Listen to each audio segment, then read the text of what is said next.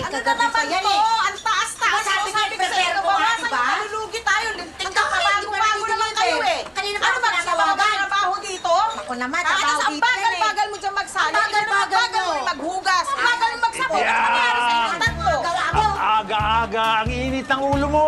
Marami kasing balasubas dito sa paligid, ha? Kung hindi sinungaling, manloloko. At higit sa lahat, hudas! Oo, katulad nung hudas. Hmm? Sandali. Saan yun dyan? Biyang, baka ito, lumamig ang ulo mo. Ano yan? Ito ang kinita ng Virgin nung unang gabi ni Betchay bilang manager. Ginawa mong manager, ha? Na hindi man na nagkukonsulta sa akin? Alam ko namang hindi ka papayag dahil may init ang dugo mo sa kanya. Oo, yun na nga eh.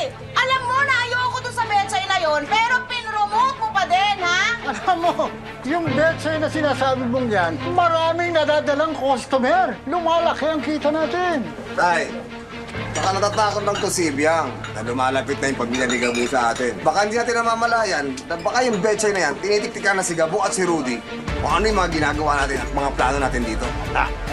Tiago, alam ko, hindi niya gagawin yun. Kilala ko ang hilat siya ng babae yun.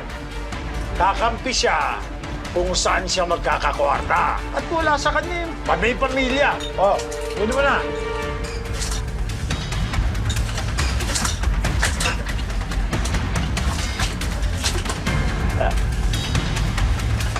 Ah. Biang. Ay, Mataas na naman, oh, mataas na naman. Puro nga! Bawasan mo!